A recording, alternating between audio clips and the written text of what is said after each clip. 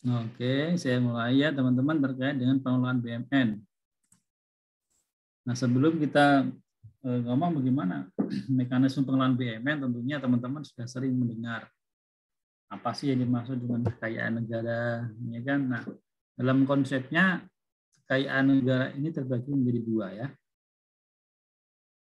Kekayaan negara yang dimiliki dan kekayaan negara yang dikuasai. Kalau kita mau ngomong terkait dengan kekayaan negara yang dimiliki, ya, maka ini terkait dengan aset-aset negara yang dia secara legal formal itu terdokumentasi, ya, ada bukti realnya. Misalnya nih, ya kan, kalau kita ngomongin aset atau kekayaan negara yang ada di badan usaha milik negara atau di BUMN, ya kan, nah di BUMN tersebut itu sudah teridentifikasi dan tercatat berapa besar sih kepemilikan pemerintah, ya kan? Nah, kepemilikan di dalam BUMN itu kan terwujud dalam bentuk kepemilikan saham, ya. Berapa persen saham pemerintah yang ada di sebuah BUMN, misalnya di Bank Mandiri itu berapa persen punya pemerintah, gitu. Nah, itu terkait dengan kekayaan negara yang dipisahkan. Bisa juga yang ada di perguruan tinggi negeri yang sekarang konsepnya adalah badan hukum, ya. Nah, atau mungkin beberapa badan layanan umum lainnya, begitu. Itu kan konsepnya dia terpisah, gitu ya. Pengelolaannya terpisah. Ya, jadi dia tidak dikelola langsung oleh pemerintah. Ya, pemerintah hanya memonitor terhadap pengelolaan aset itu. Ya, misalnya kalau BUMN ya pemerintah hanya sebagai misalnya ada perwakilan pemerintah untuk menjadi dewan komisaris misalnya, ya kan? Atau mungkin biasanya sih dewan komisaris ya, soalnya kalau direktur biasanya ke pengelolaannya begitu, ya dewan komisaris biasanya. Makanya tidak heran ya pejabat-pejabat tinggi kita ya yang biasanya level eselon 2 ke atas ya, itu mereka menduduki jabatan sebagai jabatan tertentu di BUMN ini. Makanya kemarin kan sempat ada isu itu ya, adanya apa tuh pejabat yang dia rangkap jabatan begitu ya. Nah, selain sebagai pimpinan sebuah unit instansi, dia merangkap sebagai komisaris perusahaan apa BUMN tertentu begitu. Nah, biasanya itu pengelolaannya sebagai komisaris tadi itu ya, itu biasanya dilakukan kalau sudah pensiun begitu. Jadi nggak ada ya yang masih aktif di pemerintahan kemudian dia menjadi dewan komisaris, itu sebenarnya nggak boleh. Biasanya pensiunan eselon 2, pensiunan eselon 1 begitu ya. Nah, itu mereka punya jatah masing-masing ya untuk tadi menjadi dewan komisaris di perusahaan-perusahaan pemerintah gitu. Makanya kemarin yang sempat heboh itu kan karena dia masih aktif. Ya.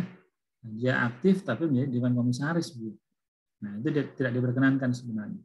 Nah, salah satu peran pemerintah di situ ya sebagai dewan komisaris di BUMN itu. Namun demikian bukan hanya di situ. Ya.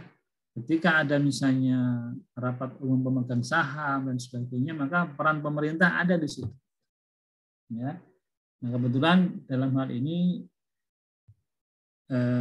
pengelolaannya kalau kekayaan negara dipisahkan ini dikelola oleh DJKN. Gitu. DJKN itu ada direktorat namanya Direktorat Kekayaan Negara Dipisahkan. Nah, dia memang tugasnya ini ya, memonitor, mengevaluasi, melakukan cross check terkait dengan bagaimana pengelolaan aset-aset pemerintah yang ada di lembaga-lembaga atau BUMN yang ada investasi pemerintah di dalamnya. Nah, jadi clear bahwa itu teridentifikasi. Kemudian yang berikutnya adalah yang dalam pengelolaan sendiri langsung. Tadi dikelola secara tidak langsung. Nah, kemudian yang dikelola secara langsung itu dalam bentuk barang milik negara namanya. Ya. Nah, sumbernya yang barang milik negara itu bisa barang-barang modal, belanja modal, misalnya pembangunan gedung, pembelian tanah, pembelian kendaraan dinas, itu semua belanja modal, maupun belanja-belanja barang, ya, inventaris, peralatan, dan sebagainya. Kemudian ada juga kemungkinan BMN itu berasal dari sumbangan atau hibah. Misalnya dari Pemda, ada aset yang dihibahkan ke pemerintah pusat. Atau mungkin ada perjanjian atau kontrak. Biasanya ini terkait dengan misalnya K3S, kontrak kerjasama. Ya, ini terkait dengan sumber daya alam berupa minyak. Nah, biasanya dia ada kontraknya. Nah, kalau sudah selesai, ya kan? Kalau sudah selesai, ya. Nah, kalau dalam prosesnya, gitu ya, itu masuk kelompok kayak negara dipisahkan. Tapi kalau sudah selesai kontraknya, seperti misalnya Chevron, ya, PT Chevron, ya, Vaiko, nah itu kan kalau sudah selesai kontrak, nanti aset-asetnya itu diserahkan kepada pemerintah. Nah, itu murni namanya menjadi BUMN. Ya. Atau mungkin juga karena ada peraturan perundang-undangan dan putusan di pengadilan. Misalnya terkait dengan barang rampasan sitaan kejaksaan, pengadilan, gitu ya. Karena kerugian negara, hasil korupsi misalnya, KPK gitu kan.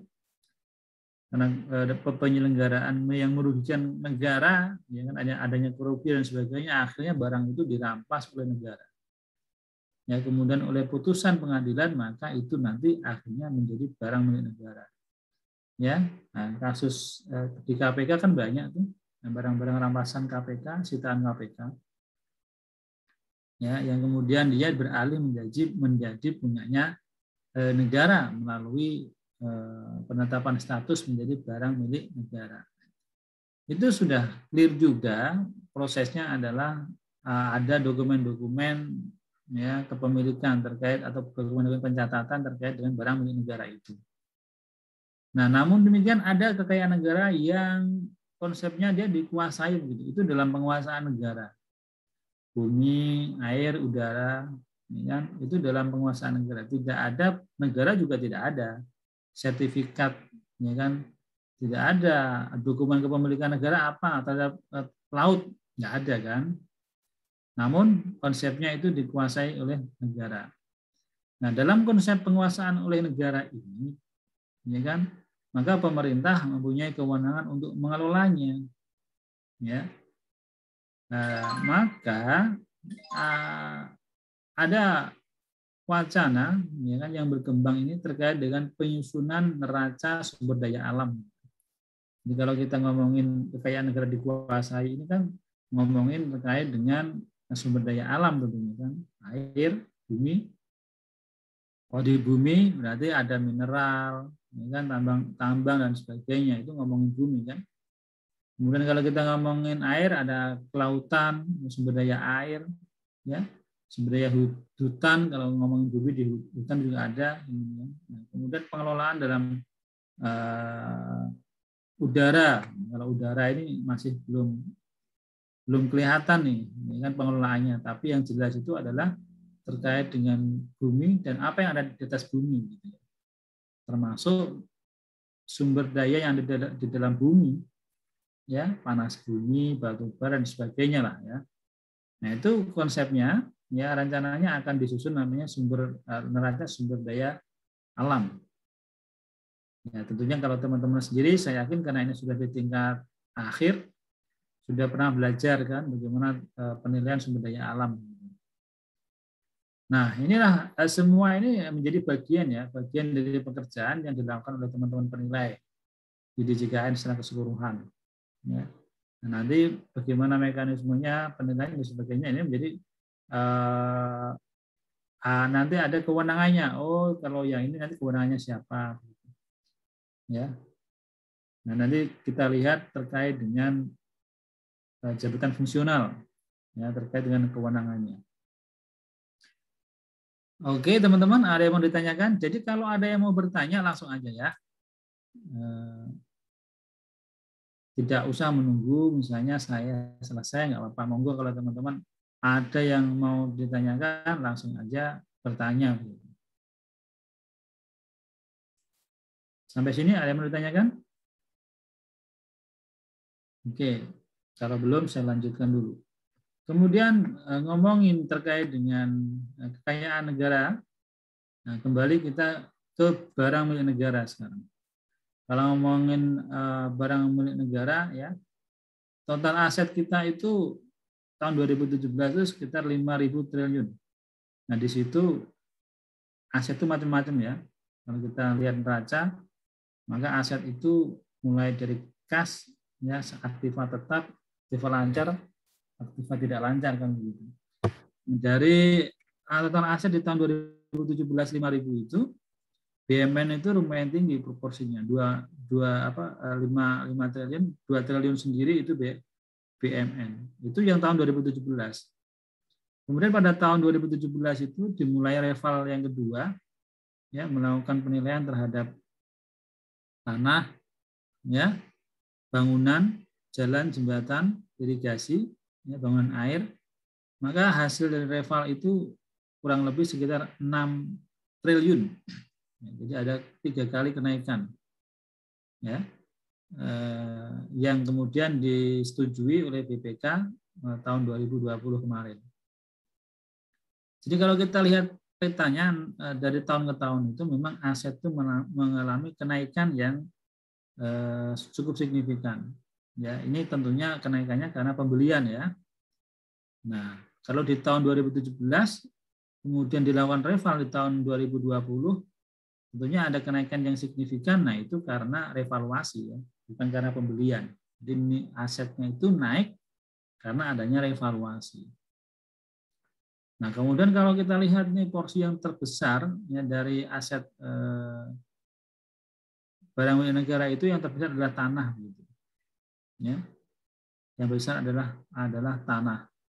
Tahun 2013, ya, ini sempat ada mengalami penurunan, ya, untuk nilainya, begitu ya. Nah, ini mungkin, ya kan, mungkin karena penurunannya itu macam-macam ya untuk tanah. Karena mungkin pencatatannya dan sebagainya. Nah, ini menjadi sempat mengalami penurunan. Namun tentunya setelah tahun 2017 ini nilainya menjadi naik secara signifikan karena revaluasi tadi.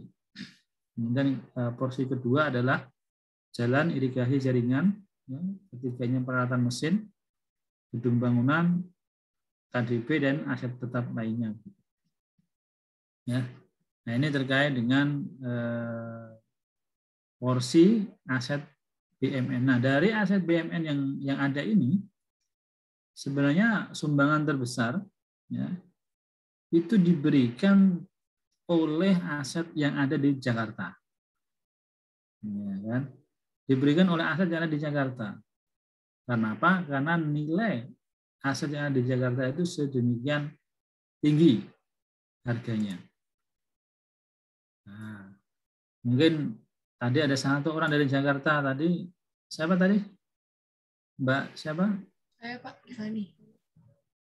Nah, mungkin kalau pernah, ya, mungkin pernah mencari data dan sebagainya, berapa harga tanah, ya, yang ada di Jakarta dan sekitarnya, gitu kan? Saya kira teman-teman sudah sering-sering diskusi, ya. Nah, memang ada apa, harga yang sangat tinggi sekali, ya, di Jakarta itu. Bahkan harga tertinggi yang di daerah CBD bisa nyampe 150 juta per meter persegi. Iya, Pak, daerah Menteng. Ya, yang ada di CBD, ya, Jalan Sudirman. Nah, itu, ya kan,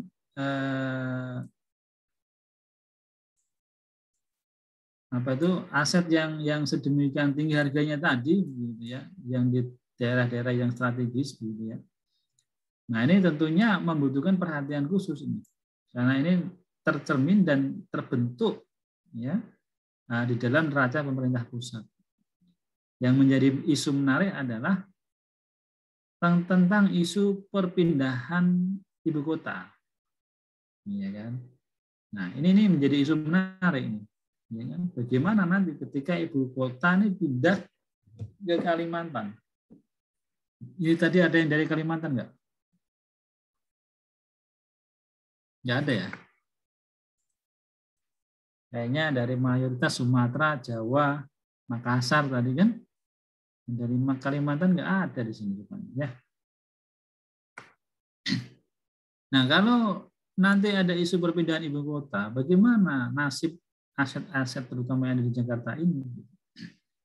Padahal dia menyumbang nilai tertinggi.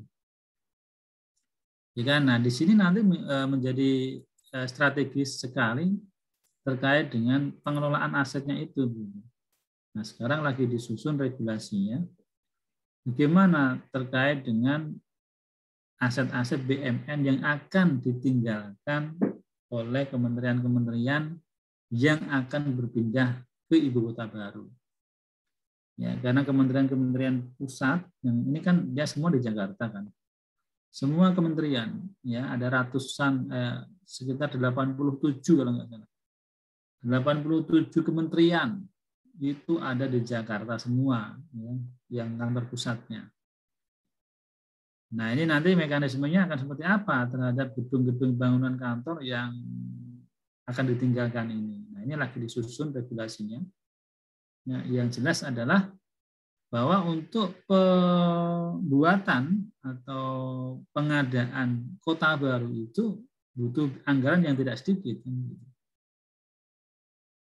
Ya, dan salah satu sumber pendanaan itu adalah dari ya ini aset-aset yang ada di Jakarta. Apakah nanti mau dijual atau mau disewakan atau mau dikerjasamakan. Nah, ini menjadi hal yang urgent dan sekarang lagi sering didiskusikan bagaimana mekanismenya. Nah, peran penilai saya kira ini ke depan semakin urgent gitu ya, semakin urgent di dalam pengelolaan aset negara ini, ya kan? Nah, terutama ini tadi terkait bagaimana nanti mekanisme pengelolaan aset-aset yang di Jakarta khususnya yang akan ditinggalkan. Nah, ini kalau kita lihat bagaimana sih proporsi aset tetap, ya kan? Nah ini ya aset tetap ini belum termasuk hasil revaluasi ya 4 triliun, ya kan? Jadi ini kan sekitar 2, ini 4, jadi totalnya sekarang sekitar 6 triliun lah ya, gitu ya untuk aset tetap. Dan saya sampaikan tadi mayoritas itu ada di Jakarta. Gitu. Saya nggak tahu nanti bagaimana kondisi Jakarta nih kalau tidak lagi menjadi ibu kota nih, apakah menjadi ibu kota wisata gitu ya. Nah ini menarik juga seperti Surabaya misalnya kan, tentunya Surabaya itu bukan ibu kota negara, tetapi perekonomiannya cukup bagus begitu ya. Apakah nanti DKI Jakarta ini dengan ditinggalkannya tidak menjadi ibu kota akan meniru seperti kota-kota yang lain. Nah, kita akan tunggu itu ya. Oke, ada yang mau ditanyakan?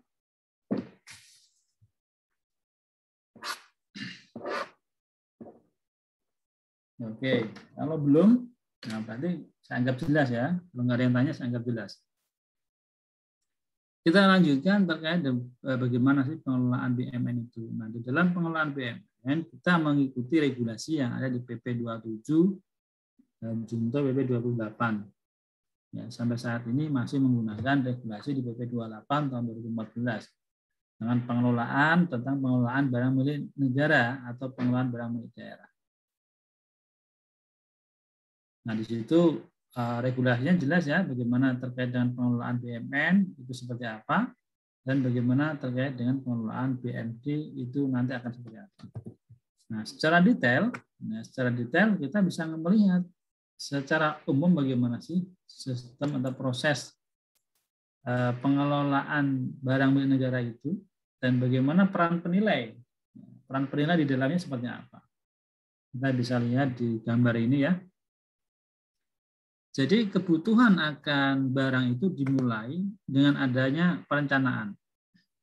Ya. Jadi ketika ada sebuah satker atau lembaga yang dia membutuhkan barang, ya, apakah itu dalam bentuk barang modal maupun dalam belanja, tentunya ini melalui proses direncanakan dulu. Hasil perencanaan kebutuhan itu tentunya setelah itu didiskusikan ya dengan pihak-pihak terkait. Ya, terkait dengan anggaran ya tentunya nanti diskusinya dengan Direktorat Jenderal Anggaran. Kalau terkait dengan mau pembelian aset boleh apa enggak, gitu kan? Nanti ya hubungannya dengan DJKN. Dicek kan nanti kan. Oh, kamu kebutuhan barangnya setelah dicek berlebih nih untuk mobilnya, ya nggak boleh beli lagi. Gitu. Dan kalau mau beli dihapus dulu barang-barang lamanya. Nah ini terkait dengan perencanaan dan penganggaran. Jadi kalau sudah disetujui, oke, disetujui untuk kendaraan dinas misalnya kamu masih kurang, ya kan diperbolehkan mengadakan baru misalnya. Nah ini kan tentunya nanti disetujui anggaran oleh DJA. Setelah anggarannya ada, ya tentunya ada proses namanya pengadaan. Kalau mau bangun gedung, berarti penganggarannya sudah keluar, ya pengadaannya berupa pembangunan gedung tadi. Kan? Kemudian setelah pengadaan gedung, proses selanjutnya adalah namanya digunakan atau penggunaan operating. Ya. Nah, ini tentunya diawali dengan ada namanya penetapan status penggunaan barang. Ya. Jadi penetapan status penggunaan barang. Jadi misalnya tadi gedung yang sudah dibangun ya akan ditetapkan sebagai gedung apa ya dan dipakai oleh siapa gitu. Jadi misalnya gedung baru nanti misalnya ditetapkan menjadi gedung kantor ya milik Satker A misalnya. Ini nanti namanya proses penggunaan. Nah, kemudian di dalam proses penggunaan ini, nah terkadang pembangunan sebuah bangunan atau mungkin lahan yang sudah ada, itu ada yang dia sifatnya idle, ya, nganggur. Misalnya ada bangunan gedung yang dia 4 lantai, tapi 1 lantai ternyata nganggur, ya kan? Nah ini nanti ada konsep dalam pengelolaan BUMN itu namanya pemanfaatan. Jadi dimanfaatkan, ya. Nah kemudian misalnya juga 1 lantai, ya kan, yang dimaksimalkan yang dipakai hanya 75%, 25% kosong misalnya. Ini juga nanti bisa dimaksimalkan, dioptimalkan melalui mekanisme pemanfaatan. Nah, pemanfaatan sendiri itu macam-macam, tergantung objeknya. Kalau misalnya space ruangan kosong bisa disewakan, ya. Kalau space tanah kosong juga bisa disewakan. Tapi kalau yang konsepnya adalah tanah itu idle dalam jumlah yang luas, misalnya ada 1 hamparan tanah, ya, 2 hektar nggak kepake, itu nanti konsep pemanfaatannya bisa tidak hanya sewa, tetapi misalnya kerjasama pemanfaatan di KSP namanya, ya, di KSP kan. Nah itu konsep pemanfaatannya. Nah kemudian di mana peran penilai? Nah di sini ya. Terus penilai buat apa sih sebenarnya? Nah peran penilai di sini adalah kalau terkait pemanfaatan, maka peran penilai adalah membantu melakukan penilaian terhadap aset yang akan dimanfaatkan. Jadi misalnya tadi space, oh ada ruangan mau disewakan, luasnya 100 meter persegi. Di situ peran penilai untuk menentukan nilai sewa wajarnya berapa sih? Kalau lahan idle tadi, space tadi mau disewakan. Kalau tanah kosong ya berapa nilai sewanya? Kalau tanah mau di KSP kan berapa nilai KSP-nya? Bagaimana bagi hasilnya? Nah itu peran penilai di situ. Oke. Nah kemudian kita mengenal adanya pengamanan. Pengamanan itu bisa pengamanan dalam bentuk administrasi maupun pengamanan dalam bentuk fisik. Ya, atau mungkin dalam bentuk dokumen. Nah, kalau pengamanan administrasi itu berarti nanti terkait dengan pencatatannya. Pengamanan dalam bentuk dokumen ya berarti kita kalau belum sertifikat ya disertifikatkan. Kalau bangunan belum ada IMB-nya ya dimintakan IMB-nya. Ya. Kalau terkait fisik ngomongin pengamanan ya berarti kalau misalnya ada tanah yang memungkinkan dia nanti akan digunakan oleh pihak-pihak ketiga, ya mungkin dengan dipagar gitu. Atau minimal ditulis plang gitu ya, tanah milik negara. Nah, itu bagian dari proses pengamanan aset. Nah, selanjutnya ya, aset itu supaya dia bisa digunakan secara maksimal ya, maka tentunya butuh pemeliharaan lah. Gedung ada biaya pemeliharaannya, mobil ada biaya pemeliharaannya. Nah, ini butuh namanya pemeliharaan untuk supaya terjaga ya produktivitas atas aset tersebut. Nah, konsep selanjutnya adalah penata usahaan.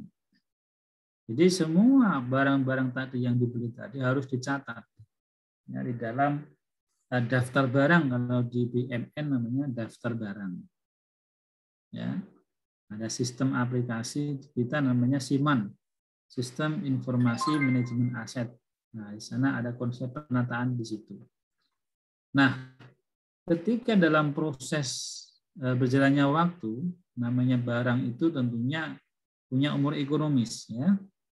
Ketika umur ekonomisnya sudah lewat dan dia tidak bisa memberikan manfaat lagi, maka dimungkinkan aset itu untuk dipindah tangankan. Ya, atau mungkin dilepaskan gitu ya, ketika memang dia masih memiliki nilai. Ya, misalnya mobil dinas ya sudah 10 tahun digunakan, 15 tahun sudah nggak bisa dipakai lagi, tidak punya nilai ekonomis, bisa namanya nanti dijual gitu. Ya, dipindah tangankan. Atau mungkin ya, konsep pemindah tanganan yang lain selain dijual, misalnya ada aset tanah misalnya. Kalau pemerintah melihatnya nggak strategis, ya kemudian swasta melihat oh ini sangat strategis nih tempatnya, maka dimungkinkan untuk tukar menukar atau mungkin juga bisa antara pemerintah dengan Pemda misalnya. Tukar menukar aset. Ya, jadi aset punya pemerintah ya ditukar dengan mungkin aset yang lain. Nah, penukaran ini banyak macamnya. Misalnya pemerintah butuh bangun bangunan, dengan pemerintah punya tanah kosong ya yang strategis tapi nggak ada bangunannya, kemudian ada punya tanah kosong yang lain yang tidak strategis menurut kita tapi itu menurut pihak lain strategis. Nah, nanti konsepnya tukar menukar, dibangunkan misalnya. Ya, bangunan baru yang punya pemerintah tadi, kemudian nanti yang ditukar dengan aset pemerintah yang tidak strategis tadi. Ya, jadi ini konsep tukar menukar. Ya. Nah, kemudian ada juga aset-aset barang milik negara itu ya, yang dia tidak bisa dijual begitu. Ya. Yang nggak bisa dijual.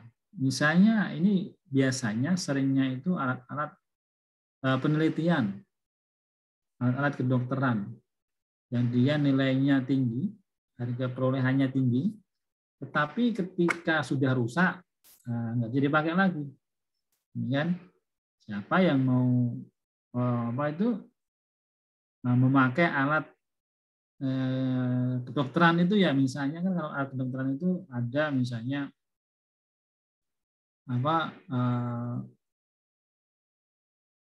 apa ya, kira-kira yang alat kedokteran itu kan ada yang misalnya yang terutama penelitian lah ya, ada gelas kaca dan sebagainya. Kalau teman-teman pernah masuk ke LIPI gitu ya, itu macam-macam itu alat penelitiannya kan.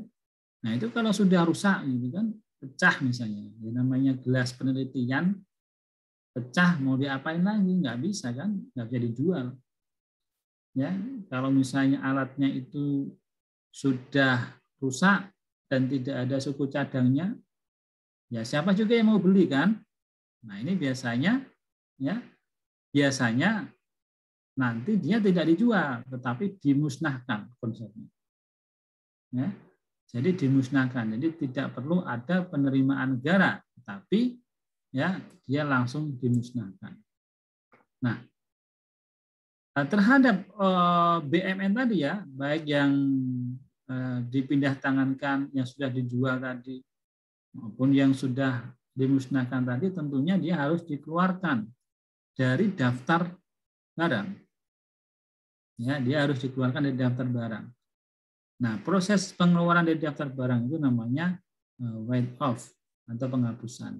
Supaya apa? Supaya daftar barang yang ada di dalam neraca itu bersih.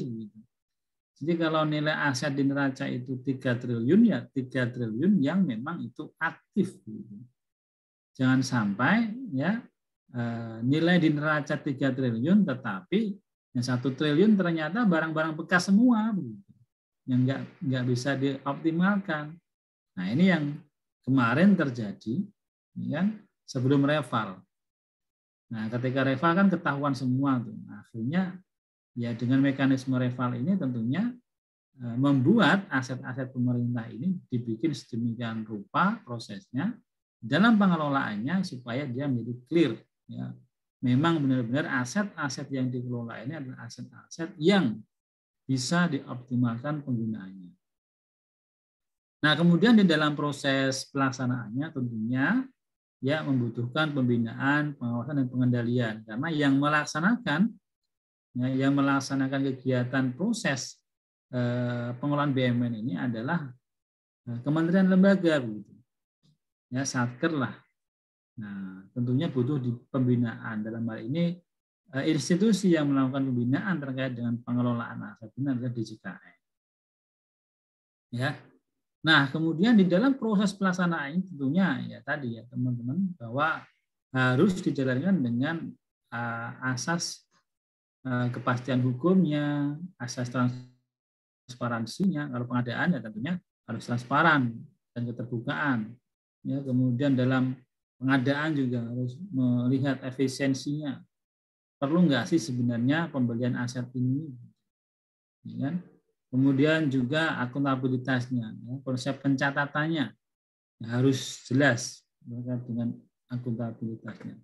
Kepastian nilai juga ya, terkait dengan tadi ya, peran penilai di sini adalah memberikan kepastian nilai terhadap terhadap properti yang mau disewakan maupun properti atau aset BUMN yang akan dipindah tangan.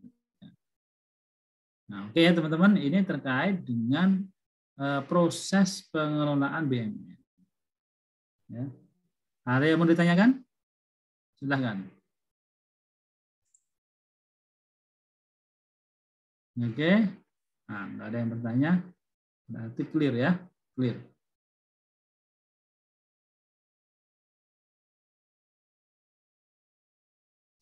Nah, selanjutnya teman-teman, nah ini saya akan coba langsung sampaikan yang urgent aja ya. Nanti bagian bawah silakan teman-teman baca sendiri. Saya mau langsung ke sini.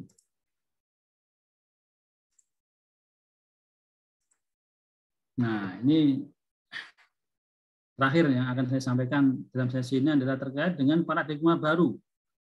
Ya, bagaimana paradigma baru pengelolaan aset ini? Kalau dulu konsep pengelolaan kekayaan negara itu konsepnya tradisional. Yang penting adalah pelayanan publik.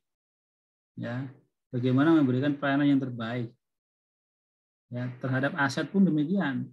Nggak peduli, yang penting pelayanan baik gimana. Nah, sekarang berbeda paradigmanya. Ya, yang pertama adalah harus diperhatikan terkait dengan efektivitas penggunaan aset. Ya, kalau dulu luas tidak menjadi masalah, sekarang luas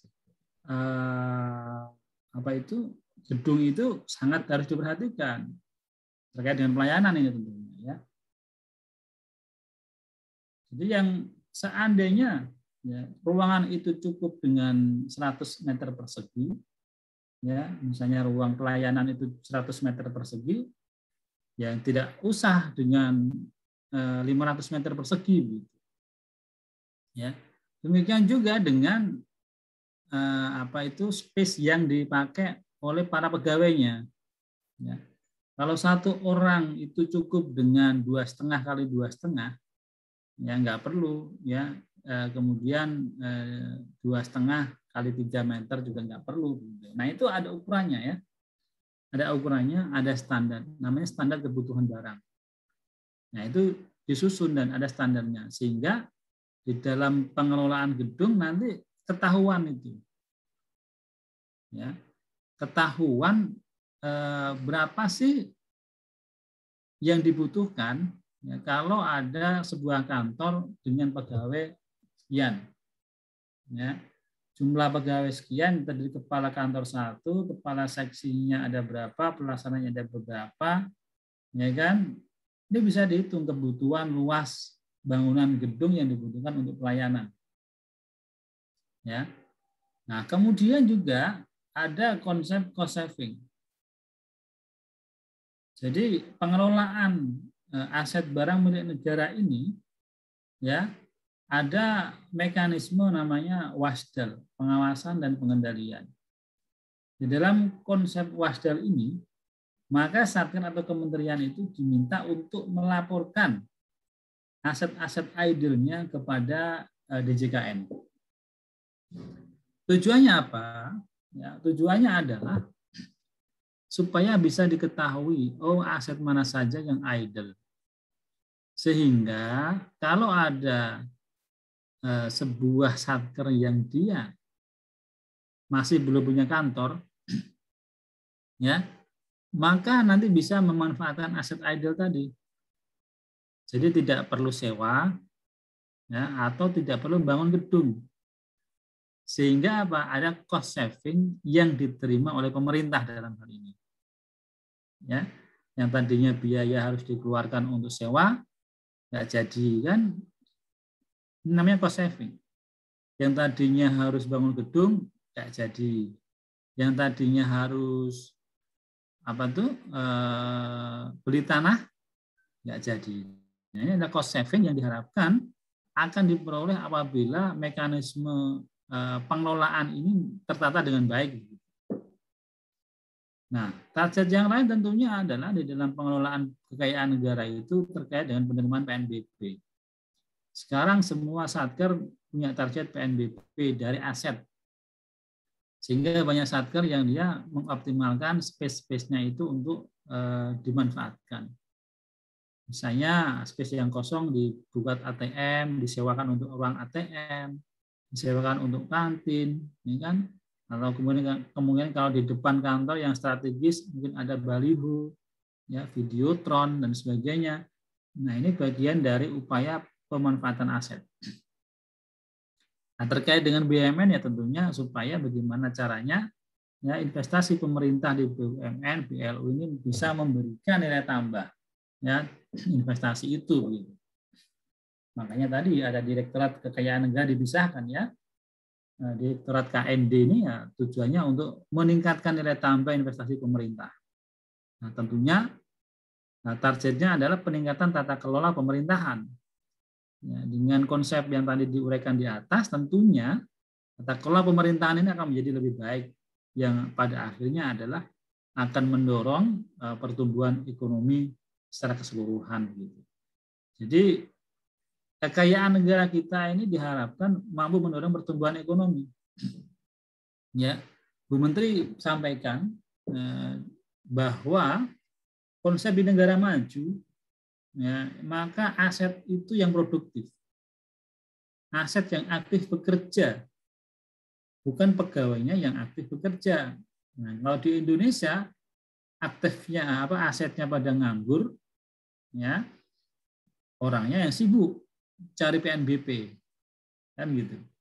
Nah, ke depan diusahakan dibalik begitu. Bagaimana kita mengoptimalkan aset-aset itu sehingga aset ini menjadi properti yang bekerja yang akan menghasilkan PNBP begitu. Nah, kalau propertinya sudah bisa menghasilkan PNBP, BMN-nya sudah menghasilkan PNBP, nah tentunya kan cara-cara ya kan cara-cara untuk mendapatkan PNBP yang harus dikerjakan ini menjadi lebih ringan gitu. Kalau propertinya itu sudah aktif. Ya, itu ya teman-teman ya terkait dengan paradigma baru terkait dengan pengelolaan kekayaan negara. Ada yang mau ditanyakan? Silakan. Sudah selesai nih. Nah, silakan. Kalau enggak saya yang tanya nih. Kalau enggak saya yang tanya. Teman tadi yang dari Jakarta nih. Nah, saya mau tanya dulu nih terkait dengan yang dari Jakarta. Siapa tadi? Iya Pak, Givani. Givani ya. Iya Pak. Oke, Mbak Givani, kita kenal di Jakarta ini kan mulai banyak lah ya terkait dengan konsep apalagi dengan WFO ya kan WFH seperti ini kan nampaknya penggunaan properti ya gedung-gedung ini kan mulai berkurang termasuk saya yakin di bidang pemerintahan. Nah, konsep yang baru muncul adalah terkait dengan working space ya co-working space kan begitu ya. Nah, bagaimana nih menurut Mbak Givani nih co-working space ini kira-kira memungkinkan nggak sih diterapkan di pemerintahan begitu? Nah, ini jadi bahan diskusi kita nih. Gimana kira-kira kalau pendapat Mbak Givani ini? Jujur kalau menurut saya ngelihat kita udah apa ya Pak, kan selama pandemi ini otomatis kita sudah melakukan adaptasi juga dan banyak banget ternyata pekerjaan-pekerjaan yang ada di pemerintahan yang ternyata bisa kita lakukan secara mobile gitu. Dan co-working space itu menurut saya salah satu jawaban dari kayak kadang tuh kalau seandainya Jakarta kan permasalahan utamanya sebenarnya traffic ya Pak. Ya. Jadi karena macet, jadi waktu kita banyak habis di jalan gitu. Pertimbangannya adalah kebanyakan pekerja-pekerja PNS atau ASN itu tidak tinggal di tempat yang sama. Biasanya kan pada tinggal di luar Jakarta. Misalnya, let's say dia kerja di daerah Lapangan Banteng gitu, tapi mungkin dia ada tinggal di Bekasi atau mungkin di Tangerang. Dan co-working space yang ada di daerah-daerah suburban itu akan membantu mereka untuk tetap menyelesaikan pekerjaan, mungkin dapat secara efektif, mungkin karena tidak cukup efektif kalau di rumah. Dan itu dapat mereka lakukan secara mobile, pekerjaannya tetap selesai.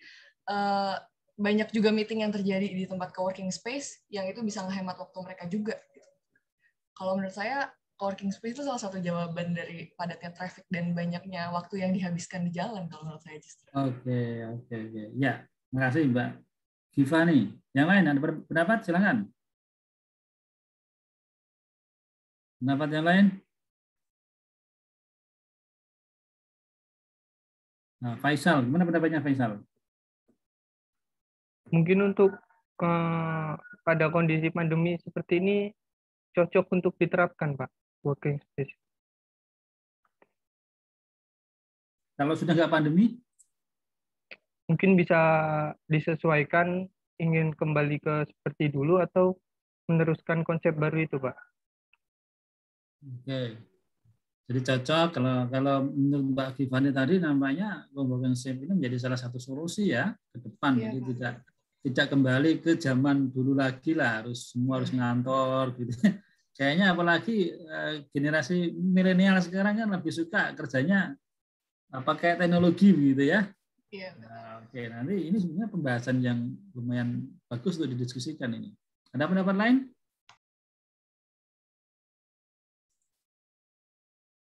Nah, Delila, gimana Delila? Pendapatnya? Menurut saya sama juga Pak, kayak Givani. Samanya gimana? Dan Samanya? sama, bukan cuma menyelesaikan traffic, tapi mungkin di beberapa membantu di daerah lain yang mungkin jaringannya itu kurang berfungsi, maksudnya kurang berfungsi dengan baik. Kalau misalkan ada coworking space dilengkapi dengan WiFi, itu bisa sangat membantu para pekerja, Pak. Oke. Nah, ini saya minta satu lagi. Pak Rozi. Nah, kira-kira pengaruhnya nih, menurut Pak Rozi, kalau terkait dengan konsep coworking space bagi penilai nih. Nah, bagi penilai, ini kira-kira bisa diterapkan nggak sih untuk penilai-penilai kita ini? Gimana kalau menurut Pak Rozi? Kalau menurut saya Pak, kalau yang untuk penilaian ke lapangan, mungkin untuk working space itu sendiri bisa Pak. Jadi si penilainya itu sendiri akan untuk kayak untuk penilaian saja untuk melakukan kegiatan keluar Pak. Sedangkan untuk meeting dan sebagainya bisa dilakukan di rumah Pak. Oke, jadi perpaduan lah ya antara ngantor dan di rumah begitu ya. Oke, itu pendapat Mas Fahrur. Sebelum saya simpulkan, ada pendapat lain? Nah, jadi begini teman-teman. Jadi memang saya kurang tahu nih apakah ini bisa dikatakan sebagai dampak positif atau dampak negatif dengan adanya virus corona gitu ya. Jadi virus corona ini memang benar-benar merubah mindset semuanya ya. Dari sistem kultur kita, dari sisi sosial kita juga mau nggak mau berubah, termasuk sistem pekerjaan kita. Nah, di Kementerian Keuangan sendiri, ya kan, dengan konsep yang sekarang dijalankan karena adanya pandemi ini, maka di Kementerian Keuangan itu mencoba membuat sebuah konsep bahwa memang konsep bekerja itu ke depan tidak harus di kantor gitu. Nah, tidak harus di kantor. Kenapa demikian? Karena ternyata efektivitas yang diperoleh oleh teman-teman ketika bekerja dengan konsep WFH ini tidak kalah ketika dulu teman-teman kerja di kantor.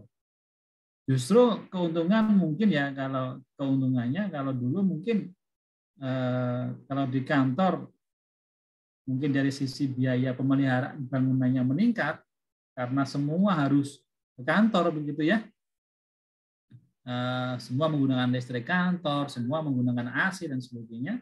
Nah, ini bisa menjadi pengurang gitu.